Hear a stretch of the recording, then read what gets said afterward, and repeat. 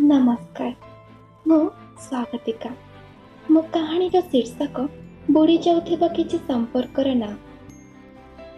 से दिन संध्यारे घर बाहर मो बापा बड़ भाईना भाईना सान भाई और मो स्वामी बसी कथा हेउथांते।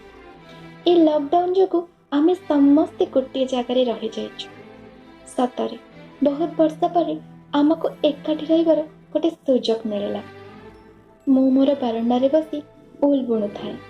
ठीक से समय घर भीतर दौड़ी आसला चुन्नू। चुन्नू चुन्नू मो बड़ भौणीर 7 वर्षर छोटिया झियो। सी आसी मते कहला, आंटी मते गोटे गप कहंतानी। मु ता हाथ को टाणी पाखरे बसैली। हेले नानी आसी चुन्नू को टिके रागी कहला, पिलाटा काहा कथा शुणुनी, देखुची परा आंटी काम करुछंती, जा भीतर थिबा आंटी को कहबो।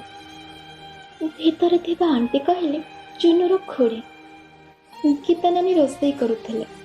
से चुन्नू को कहले, मामा देख मु परा व्यस्त अछि, जा बाहर अंकल अछंती तांको कहबो। सेते बेलको चुन्नू पूरा रागी गलानी। बाहर आसी बसी पड़िला। कहला, आ मोर गप शुणिबा दरकार नाही। मु कहले, कौन हैला? कहला, प्रथमे मो मम्मी को कहले गप कहबाकू। से कहला, आंटी पाखक जा, मु तुम पाखक आसिली। तापरे कहला, ए आंटी को नुहे म से आंटी। और एबे से आंटी कहले, जा अंकल का पाखक। हेले एठी तो दुईटा अंकल बसी छंती। मु जणक पाखक गले आउ जणे ता आड़ को ठेली दब। एबे कुह मु कहिबे काहाकू, गप केते बेले शुणिबे?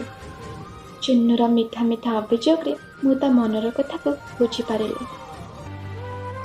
सेतिकी कथा भितर मु बहुत सारा कथा बुझी सारी थिली।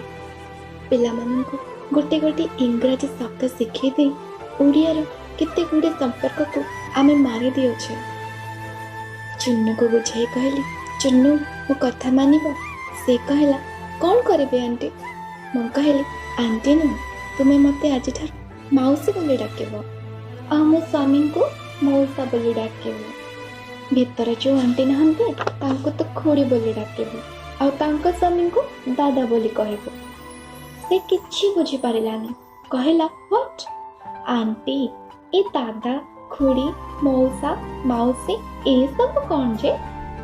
मु ताको बेसी बुझेलिनी। मु कहली, एमिति डाकिले तुमे जानि पारिबो जे तुमको काहा पाखर गप शुणिबार अछि आ तुमको एते असुविधा हबन। से हसी चली गला। कहला, ठीक अछि माउसी। एबे टिके भाबी देखंतु, आमे इंग्लिश सभ्यता पछरे दौड़ी चुन्नू भली आगामी पीढ़ी प्रति अन्याय करू नाहंती तो, बुड़ाई मारी देउ नाहंती तो किछि संपर्कर नांकु? केबे भाबी छंती आमको शिक्षा दान करुथिबा शिक्षक को गुरुजी बदल आमे सार बोली कहू आ पुणी जड़े अजणा अपरिचित व्यक्ति को मध्य आमे सार बोली कहू। कहंतु तो ए दुहिंक मध्यरे कोन किछि पार्थक्य नाही? एबे निष्पत्ति आपणक हातरे।